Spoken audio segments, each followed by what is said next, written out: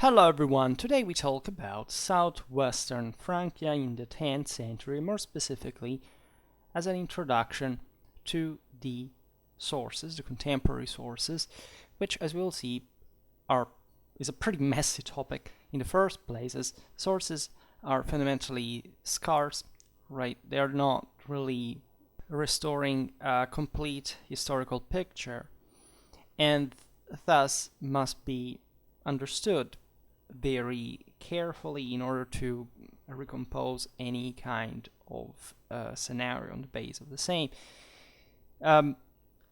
There are essentially in this period of fragmentation of the Western Frankish monarchy no local historians to carry on where the palace historians had left off by this point.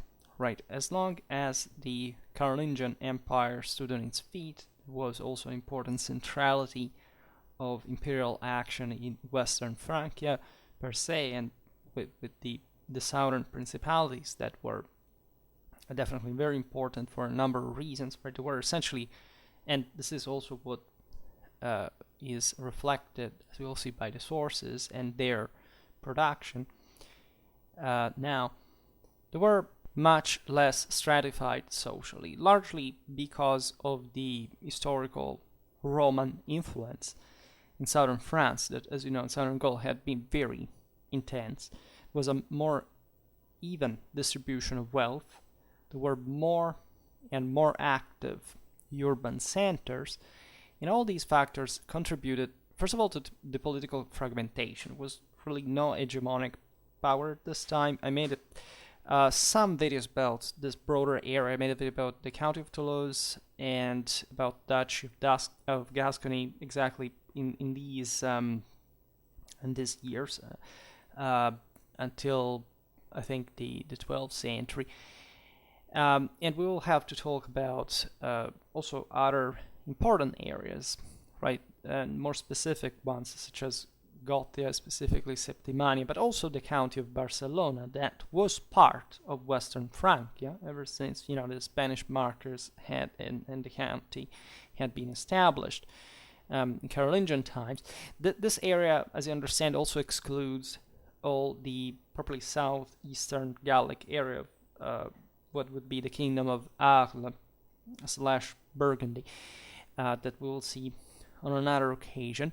But things are similar there. And as a result, there is no such thing like a local monarchy would, invest even modestly, like the same Western Frankish one was doing by a certain standard, considering at least the potential of the land as it would develop in later time, to a specific, properly palace history, right, court history of a specific dynasty, and so on. Right, because simply the community was very different, also from a cultural point of view, from a linguistic point of view.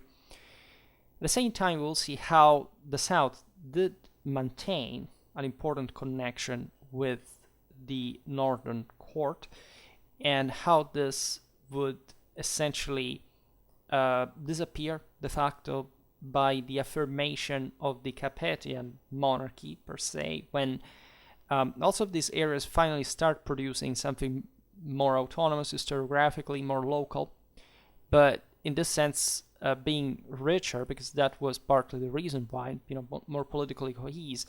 They start also to drive off from, let's say, the broader horizon of Frankish history as it had been fundamentally the model up to that point, and also because they were more autonomous from the Ile-de-France. And at the same time, never, however, recompacting like the area, right, historiographically saying, okay, let's talk about this broader region. No, it's mostly about local history, and we will see partly how.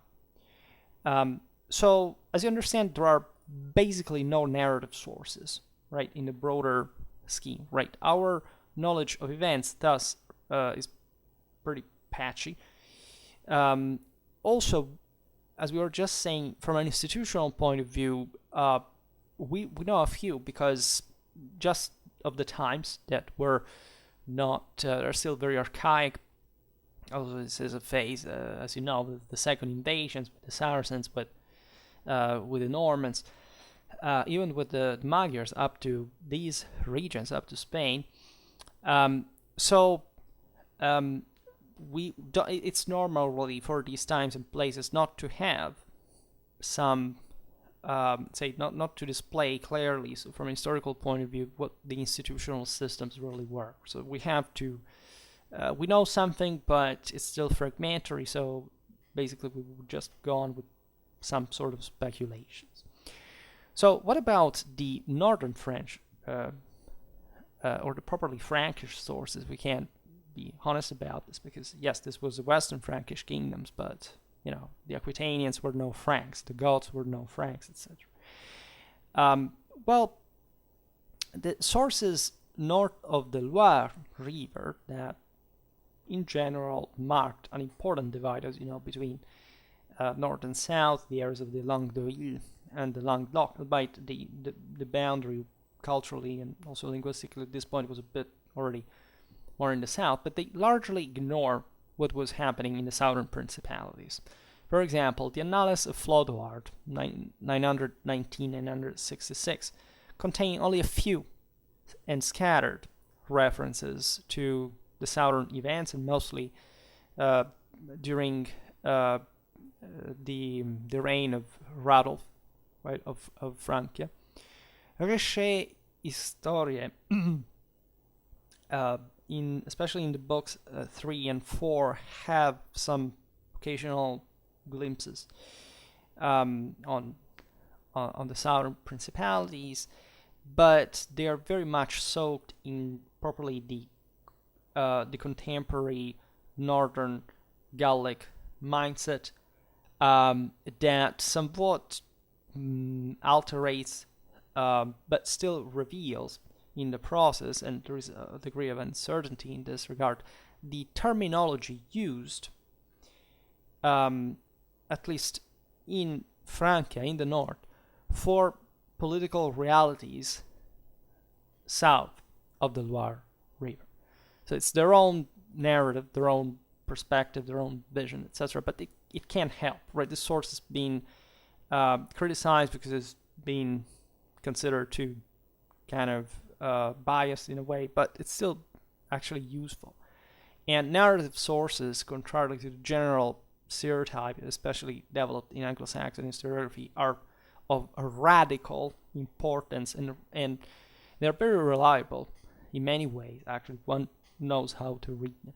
In any case, Richet doesn't actually care much about the southern principalities per se. It's mostly about what the northern kings were concerned, were reacting to, like these principalities, and naturally in function of the older, royal intent of regaining some foothold in the south.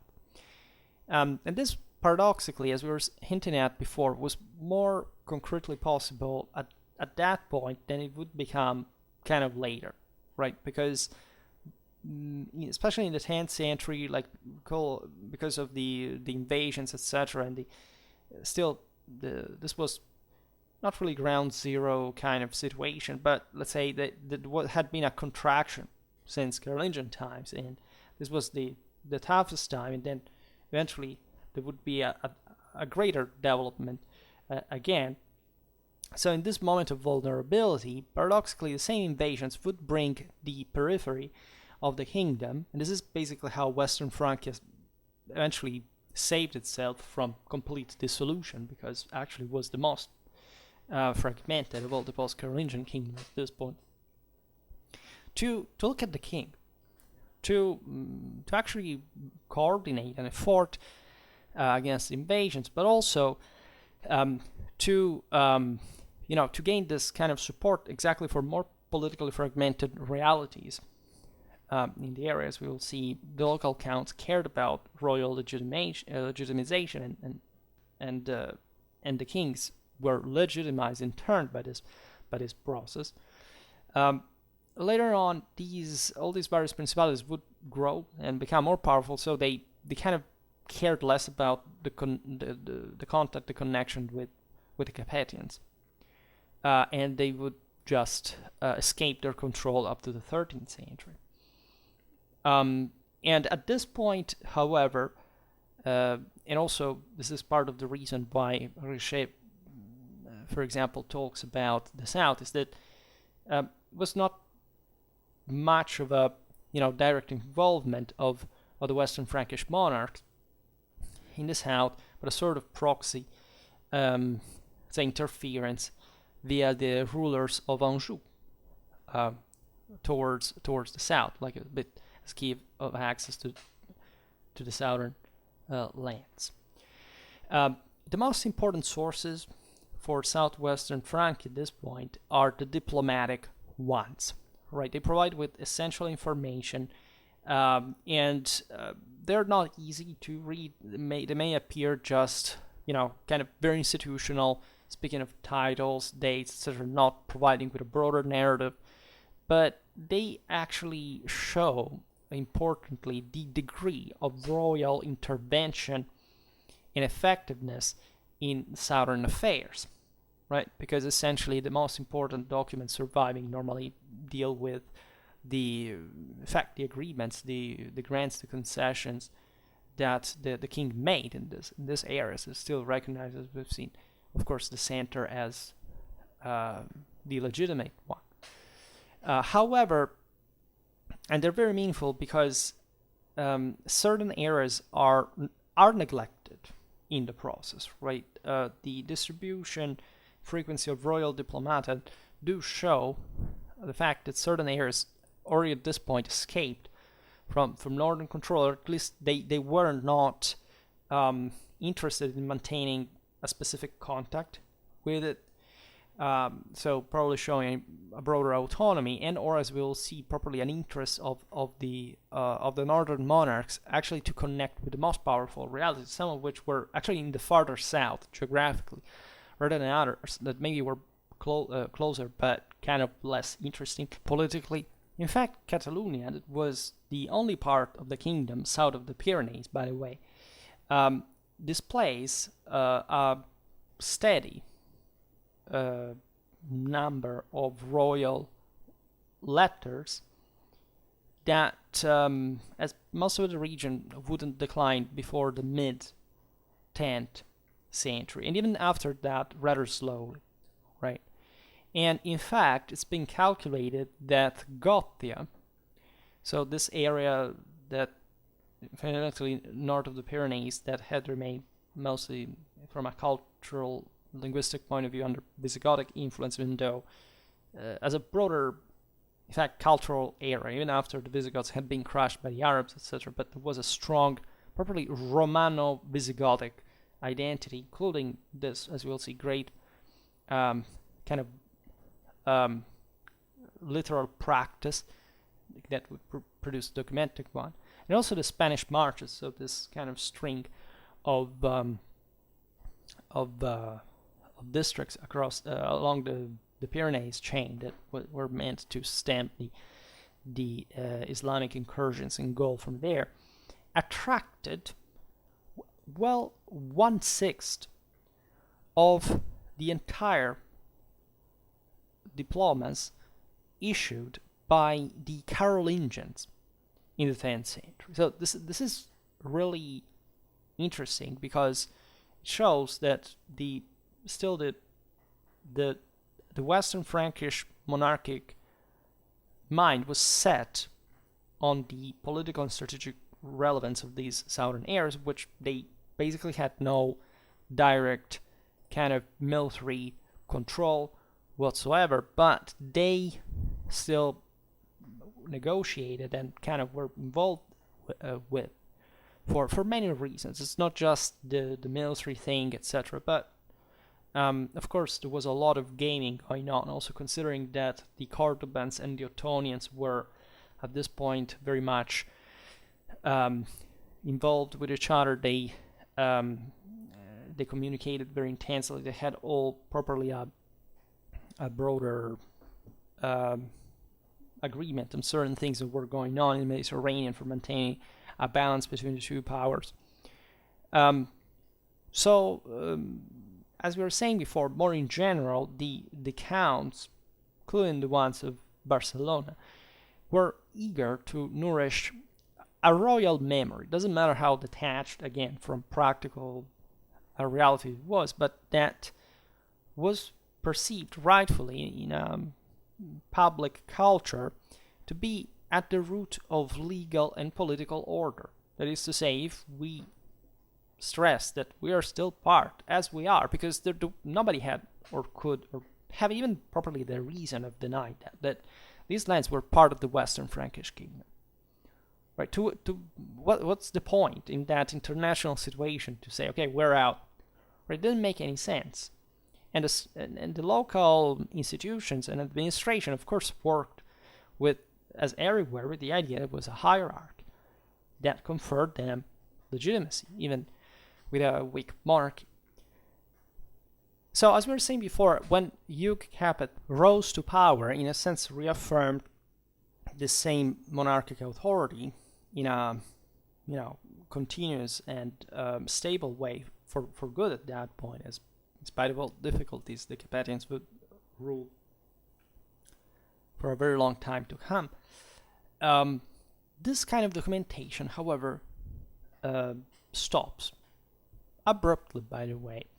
In fact, from the late 10th and the first quarter of the 11th century, no royal diplomas were issued for recipients south of an area that basically can be is the one laying south of Saint-Jean d'Angely, Bourges, Thiers, right?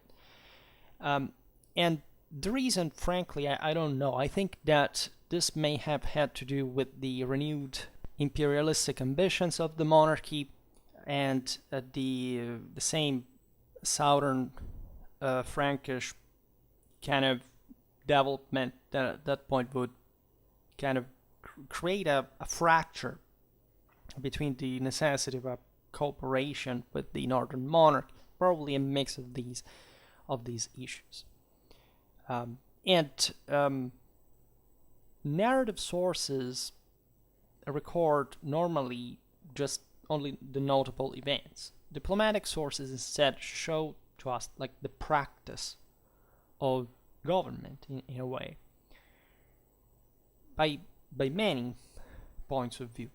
Right, it was a multiplicity, of course, of lords here and of institutions within they cooperated, etc. So the southern princes ceased, first of all, to frequent the northern court at the end of the 10th century. For example, from 987 to 1108, the Duke of Gascony, the Count of Toulouse, the Duke of Gothia, and the Catalan counts never attended. It was really remarkable, as they had been doing this up to that time. The Duke of Aquitaine also did so only in exceptional circumstances, and considering its power and the fact that it was just, south of the Loire, well, it's also meaningful. That Aquitaine and these southern lands had generally always tried to escape the Frankish orbit, right, in a way or another, but they were also quite powerful. Now, the subscriptions of the diploms showed that from the Bay of Biscay to the Mediterranean, there was this wide band of territory which the Western Frankish king at that point had no influence, right? And this state of things, again, would last for a significant amount of time.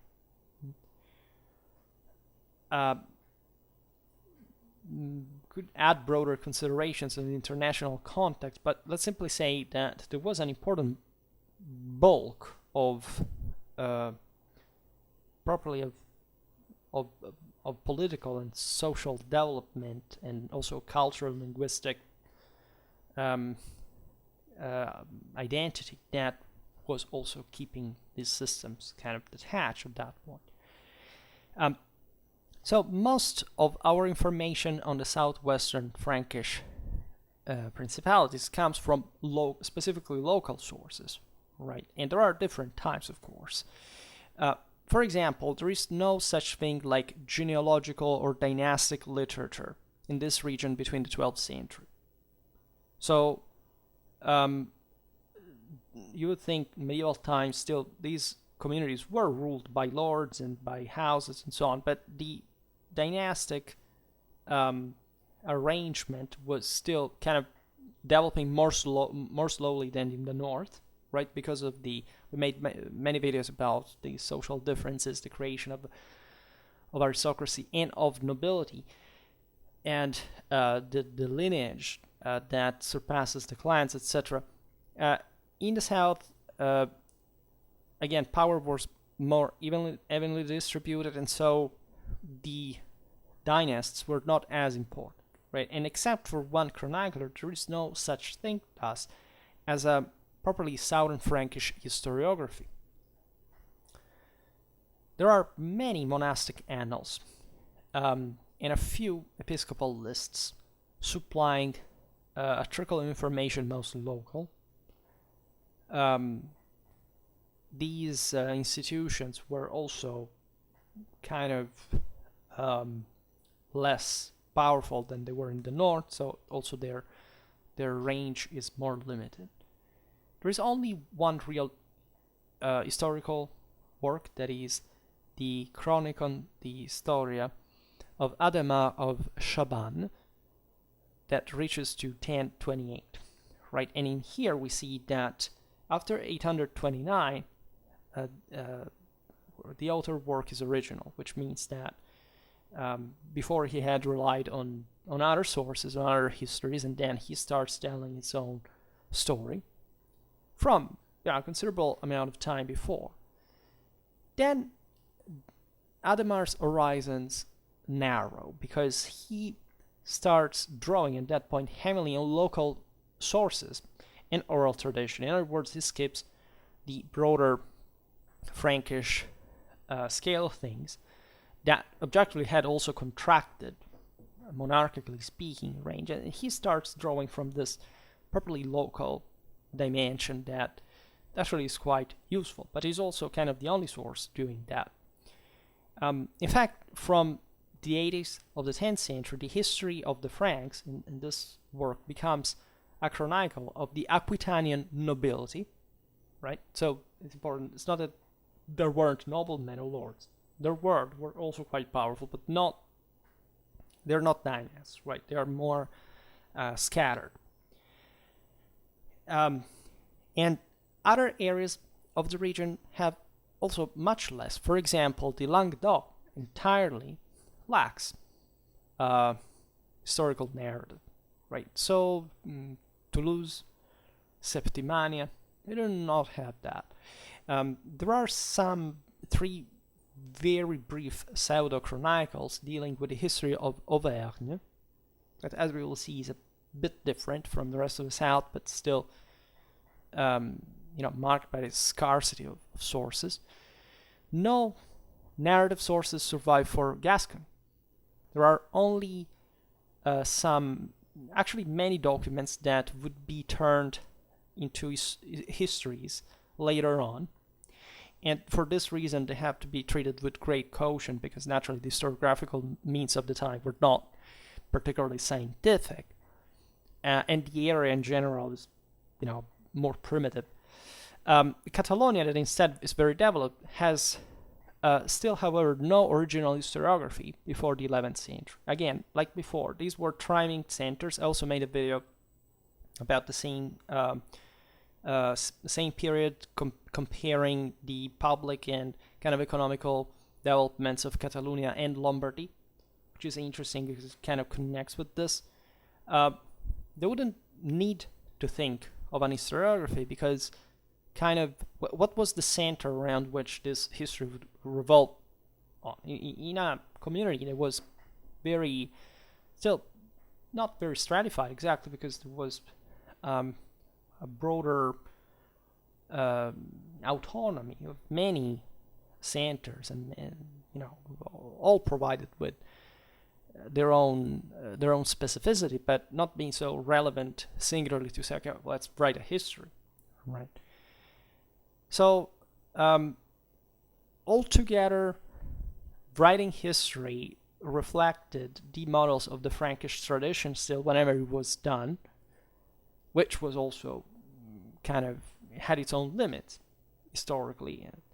It's not particularly detailed, but exactly because of that, it was mostly analytic, right? What happened year after year, what's the current king doing, the main events occurring, etc. But again, it's all pretty, at this point, it's the same topic that didn't provide with that condition of the monarchy for a broader understanding of this.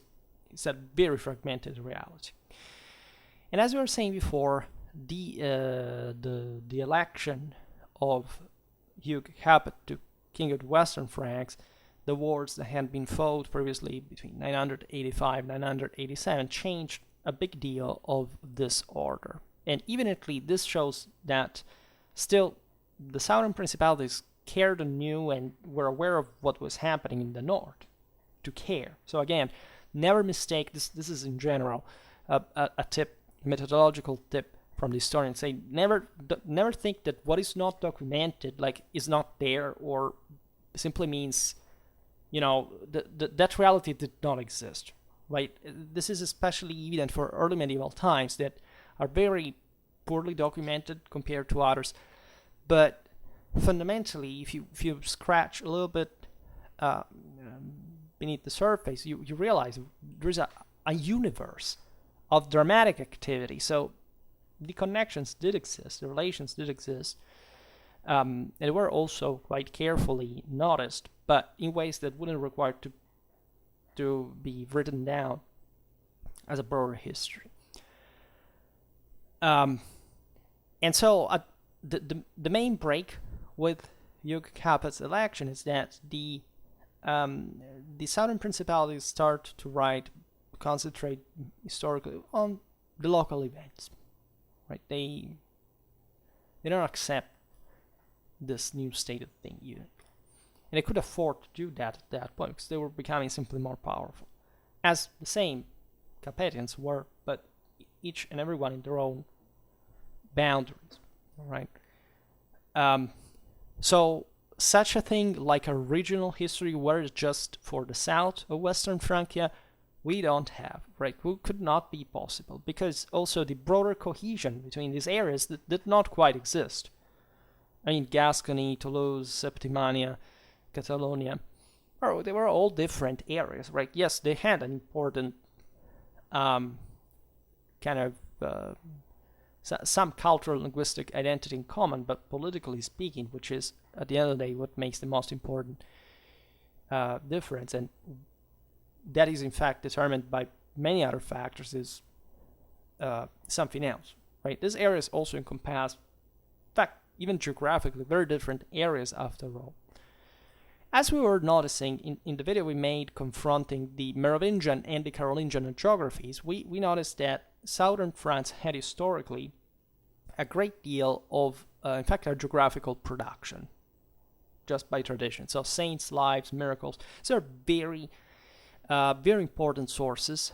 As you know, I'm a military historian. I've never really specialized in particular. I studied a lot of Christian history, this is true, but still within, a healthy balance of medieval history. And I've been struck, especially for early medieval times, how insightful geographies actually are, right? And Christian sources in general. We made a video about, the change properly of military ideology from sources like the Christian sacramentaries, right? Geographies are full of ethno-anthropological, mythological, naturalistic, etc. Information. They're exceptional, beautiful. And so we noticed this still by the 10th century in France be a specific feature. And the reason, by the way, why this seems to be the case is that while the north was compacted under as we've seen, essentially a sacral dynasty that had its own properly monarchic cult, and so it had its own hagiography, but it was much more unitary in direction. The southern French communities were all more divided for the aforementioned reason, and so every place had its own saint and story and tradition. This was something dating since pagan times, right? Very often the same Christian saints were essentially figures maybe connected to the same pagan past, and or kind of their tradition was grafted on it. It's plenty of these things, and some of them are very, very interesting. We will talk about them also from a military point of view later on. In another video, hopefully. And however, still there are differences naturally in the broader region. For example, Catalonia doesn't have any hagiography from the 10th century. Also a little from the 11th, frankly. So that was a bit of another area historically. Though it was importantly Romanized, etc., but it's not as much. It was still different from southern Gaul. That in a way it was much more lordly in nature, right, more princely. In any case, in fact, north of the Pyrenees we find much more hagiography. Some works, such as the Life of Gérald of Aurillac, or the Liber Miraculorum of Saint Fides, actually, so the Saint Fate of Conques, are of great importance, right? I made one of my early videos on Schwerpunkt was dedicated to Gérald of Aurillac because it's a beautiful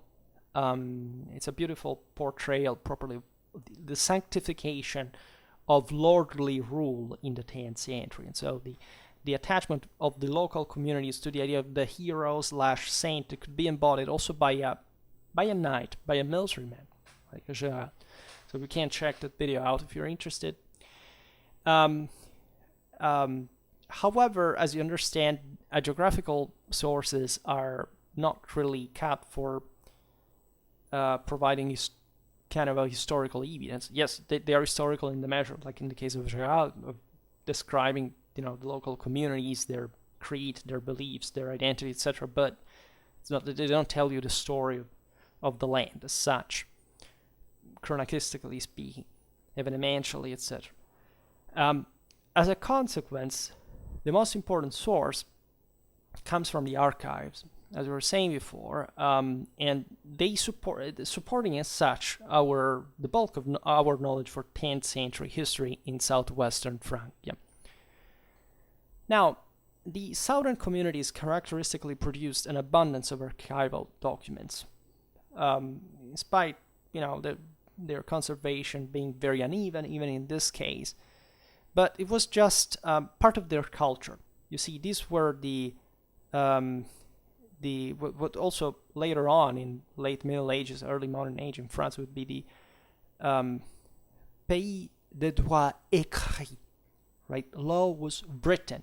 This was a Roman legacy, right? In the north, they were the pays de droit coutumier, so a bit like the Salian law had been. It was mostly based on local tradition and oral tradition, by a certain degree even.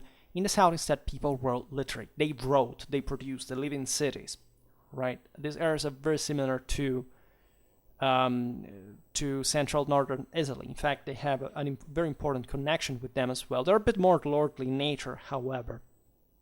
So they're a bit more like an hybrid between like northern France and northern Italy in some way.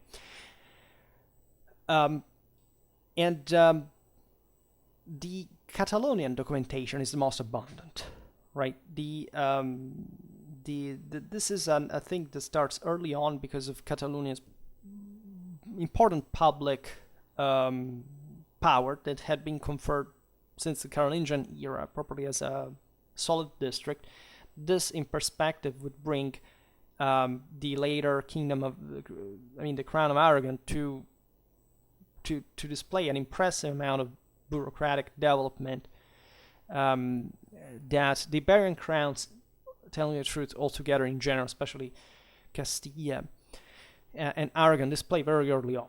Right, centralized archives, a very orderly thing. In that case, because it was a monarchy, but in the case of Catalonia, because it was just a very big, important center, like Barcelona.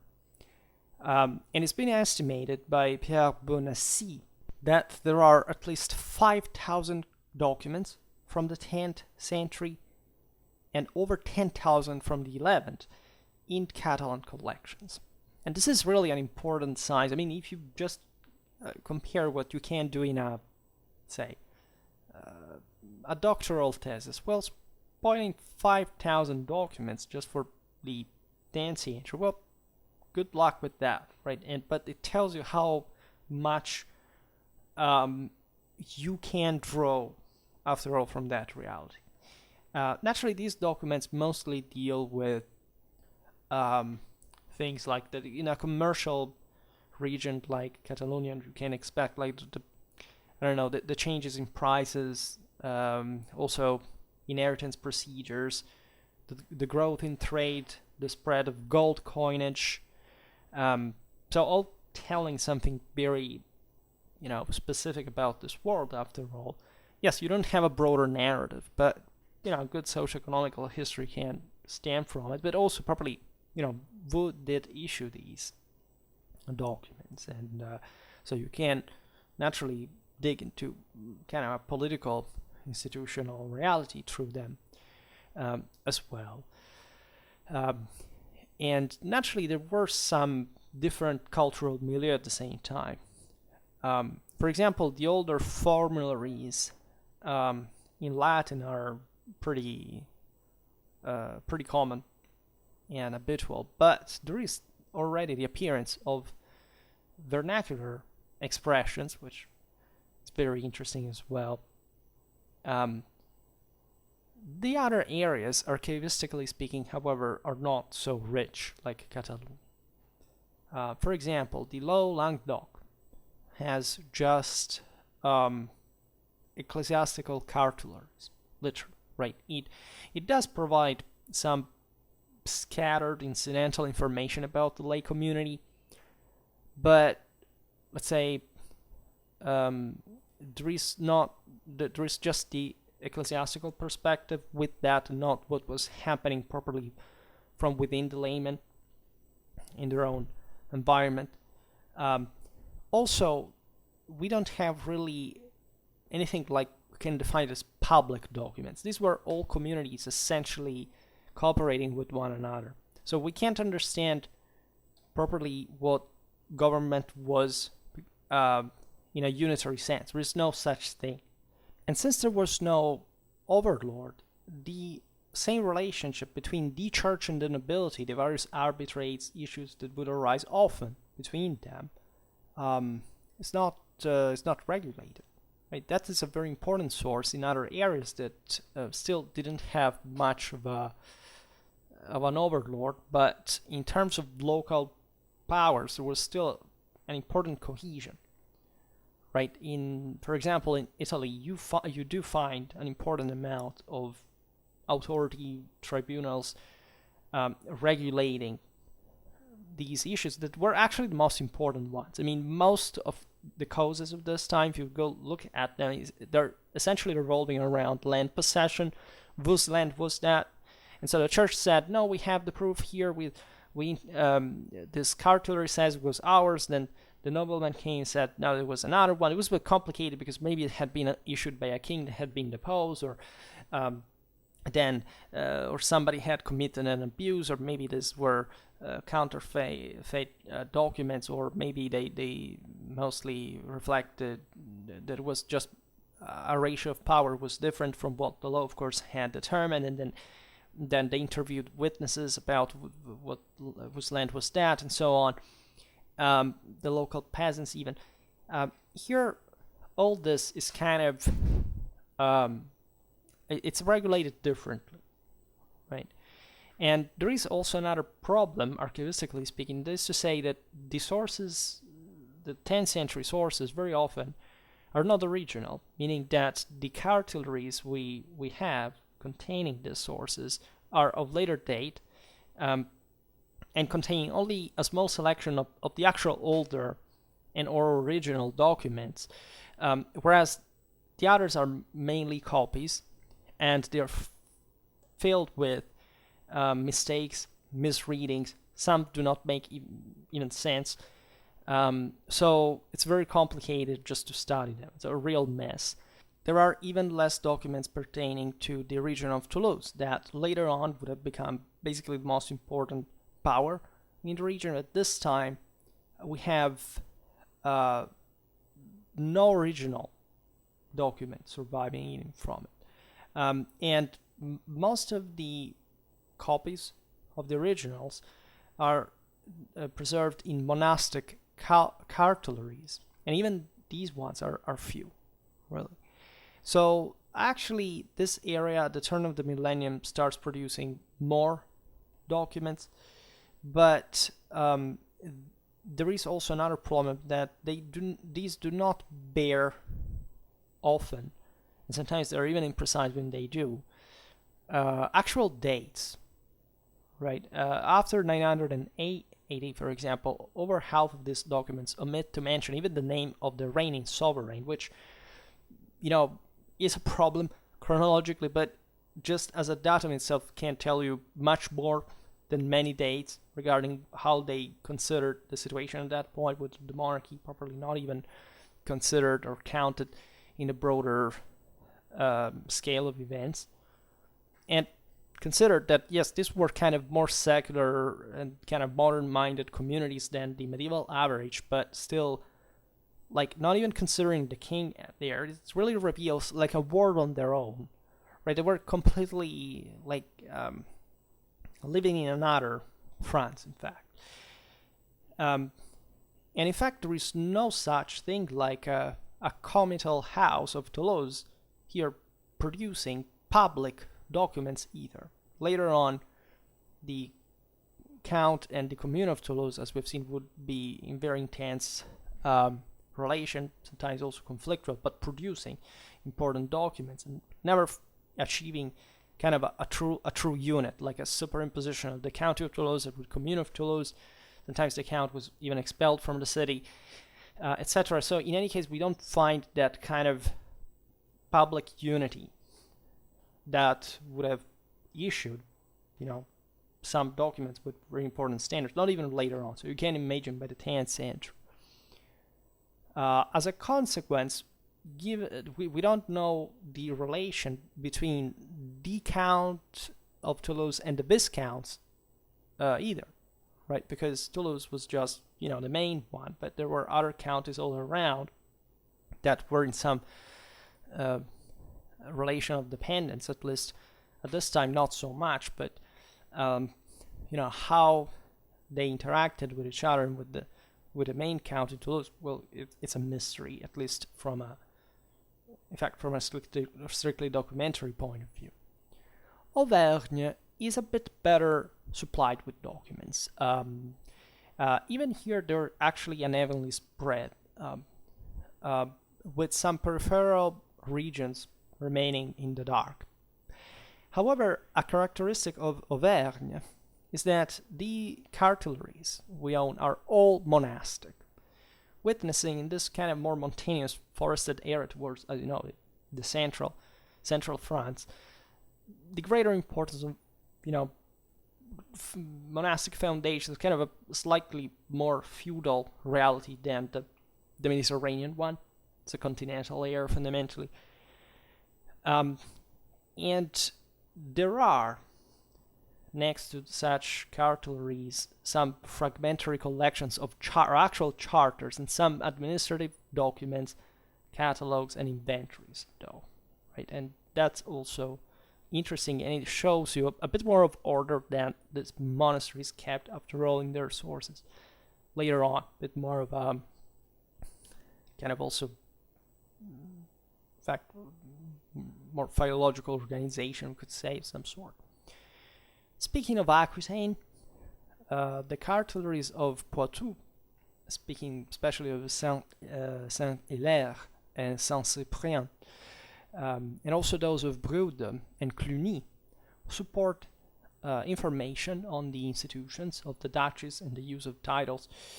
And this definitely reflects we are a bit more north there. We are also on the Loire at some level, so it's a more truly princely reality.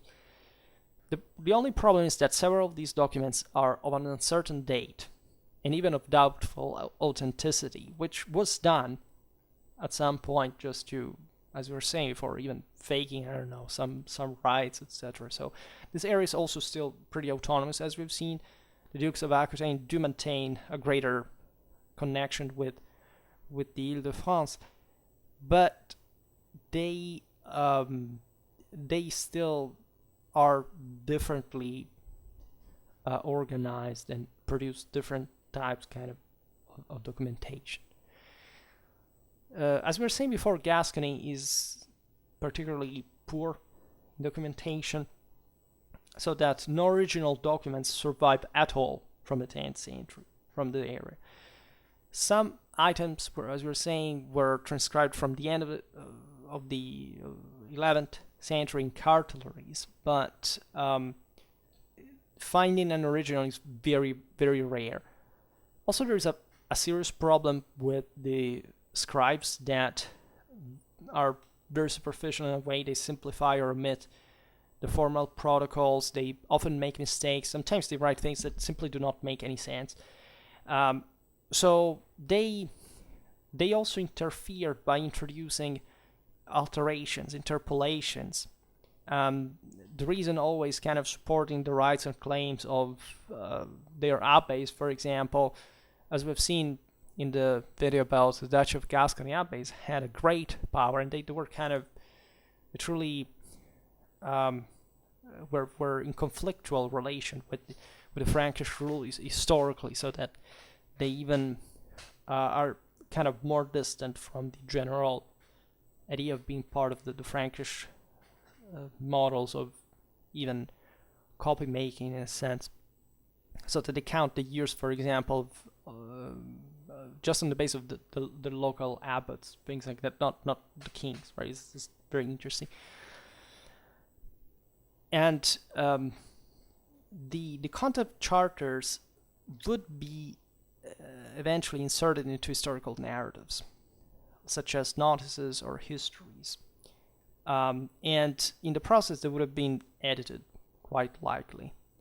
Many of them do not have dating system. Still speaking about Gascony, by the way. So as a consequence, this region is very tricky, right? The same historiography, given the unreliability of the available documentation, have probably different attitudes. Like, this is normal methodologically when there is less, and you have to fill the gap. So you have two strategies. Either you start being hypercritical, like saying let's doubt of every single thing that we see because there is no certainty whatsoever, or simply say, well, okay, but let's still consider that we have some information. And so it's either hypercritical or undercritical, but you can't, at the end of the day, elude the fact that basically we have a very scarce information on. So, as we were saying before, the local written culture deserves some consideration, because diplomatic sources, as we've seen, are by far the most important. There can be also an abuse of them. That still reflects the habituation of contemporary community to the written form, the importance of documental formality, and so on. This was a region of written law, and there was a positive cult of the written word. For example, the Catalan charters constantly repeat this formula: decretum est in lege ut in omnibus causes scriptura intercurrent, right? So it literally means it's stipulated in the law that writing should be used in all cases, because without that was like today. No, well, okay, the verbal practice did exist, but still, if you write it down, it's something, right? If you don't write it down, somebody may have even made an oral agreement, but then who was there to witness it? Of course, there were witnesses. They if you studied medieval law, you realize in the practice witnesses were used extensively, and they, especially the higher the status of this witness, the highest the kind of the legal relevance of the same. But also in other juridical systems in other regions of Europe at the same time, like if you had an actual written evidence that was, top, right, and kind of the most important one, and usually they were not contested, because at least these kind of the sources that issued them, the authorities, that issued them, were easily recognizable, and presumably also the time they had copies and so on. So it was a way to verify the validity of such documents.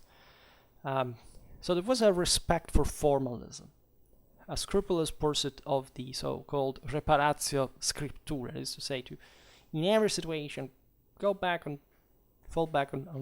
written form, so you will feel safe about that.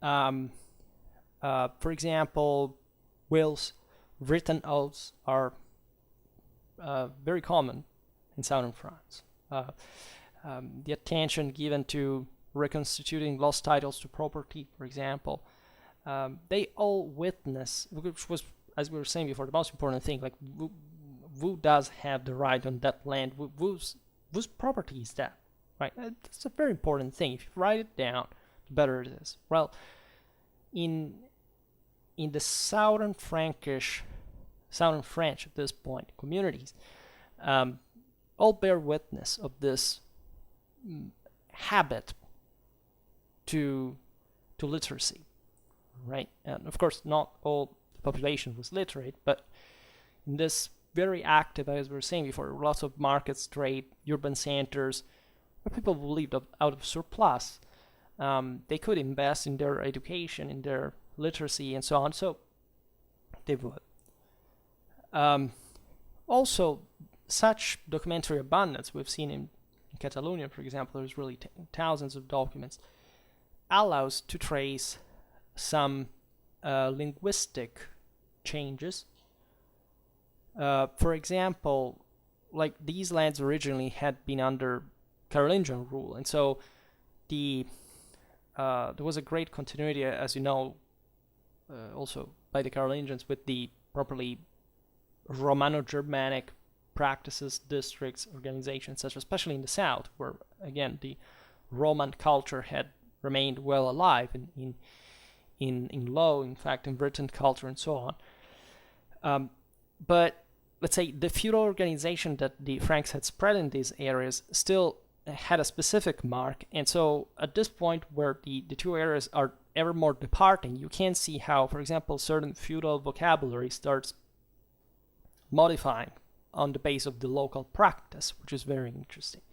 Of course, this doesn't tell us much about political history in a local sense, but all these documents can be read subtly, indirectly, right?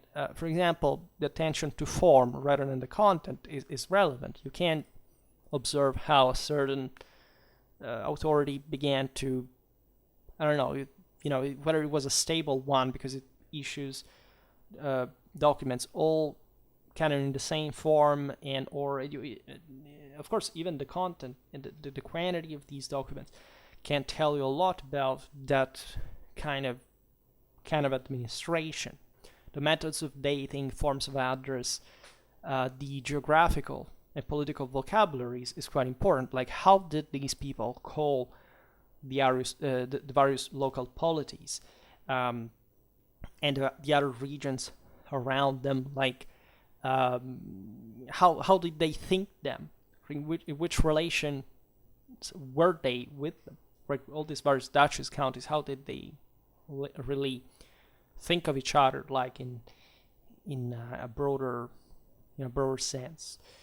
As we were saying before, also vernacular is quite interesting, but mostly from a strictly linguistic point of view, but it tells us also who was writing what very often, because of course this was a moment of rise of commoners, and so especially in these areas, this early and you can see even certain figures emerging with a more practical type of negotiable formulas, practice, and handwriting. Even that's quite relevant paleographically, diplomatically, even codicologically, right? How were these charters preserved, or presumably, even that mostly having them in collection from later times. Of course, political continuity is not easily discernible in here because it's still a very scattered form of evidence altogether. So, for the same reason we've explained before, it was really not such thing like a real center at the end of the day, and so there was not really like a robust public absolute power that said, okay, I'm just the center of everything, like the others depend. No, this varied greatly. There was a big deal of political instability in many ways. We've seen it, for example, in the video about the Count of Toulouse, how difficult it was to put these things in motion. For example, these areas wouldn't quite develop the communes as city-states, like, for example, the Italian ones. And the latter actually provide us with a very important archivistic structure that is, even in a small center, very continuous, very specific, etc.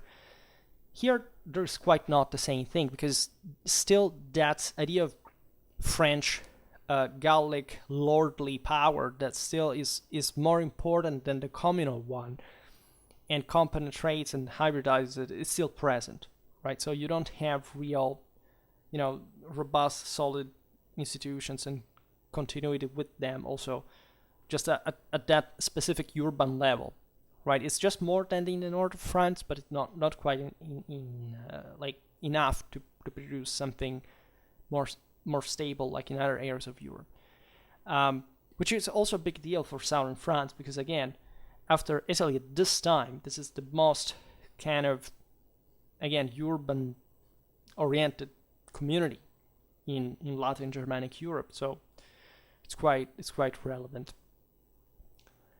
The broader representation of the various regna is also pretty vague, right?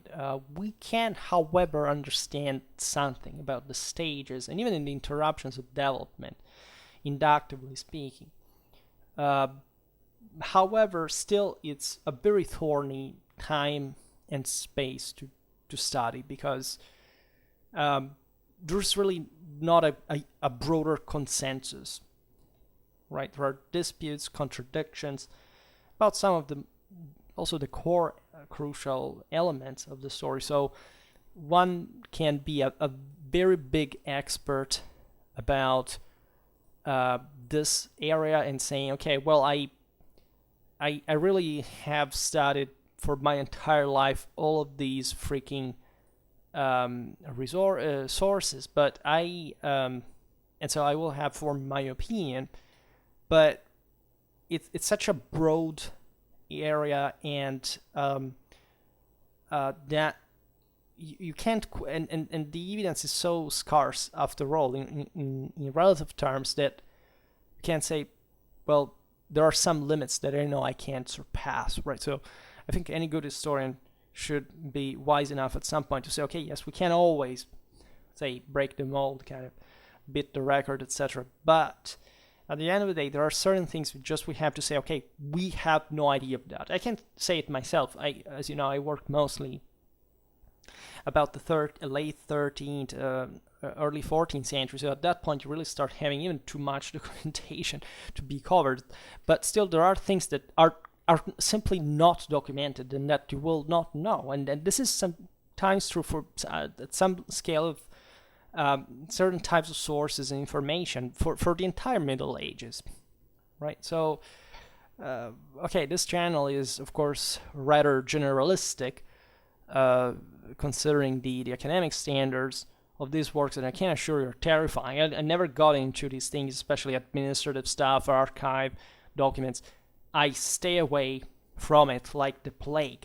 But because it's terrifying. Like, it's a huge work essentially for nothing, right? And in my opinion, especially regarding certain topics, this is the 10th century, by the way. So of course, every source you find is just kind of heavier in proportion. But say I would never do it for my own time. But like, believes me, it takes a huge competence, because I know people that study broadly these topics and other similar ones, and that's really like what most of history really is about. Like, especially and I don't like that structuralist school, but you know that in France that is the a bit the big one, traditionally speaking. So they look at history very much in this specific social, institutional, often also economical way, but that's also a choice. I would say heresy, which technically is what it means in Greek. So I'm innocent, but it still doesn't look at everything, in my opinion, and it takes a much broader, comprehensive work that is objectively is very difficult to achieve, right? And history, like these methodological videos, I just make a few of them, but they tell you how really complicated things are, and how, of course, you're not shown how most videos you watch on YouTube about reconstructions, even battles that I know better, they're just oversimplifications to tell you the story like a cartoon, that things went that way, and they don't even explain you what like kind of the most basic thing that every historian knows, that, you know, for certain events, just one source normally says one thing and one another, and you know, if you're not even presented with that, that's not history. It's just, you know, somebody's opinion that doesn't even explain you why he decided to provide you with it. So everything is really very complicated, but that's why history is endless, right? You can arrive again to scratch the bottom of the barrel at some point, but it's the structure of the barrel that you may have not gotten right, and that's always the main important challenge. Yeah, I guess this is it. So for today, I stop it here. We'll talk again about medieval Occitania, about the Western Frankish Kingdom, etc. I've made more Frankish history recently. I hope to keep going on with that. For today, however, I stop it here. Just hope that you enjoyed this video. If you did, please share it. Otherwise, leave a like or subscribe to my channel if you're interested in my upcoming content. And for now, I thank you heartily for listening to me. I wish you a nice time and see you next time.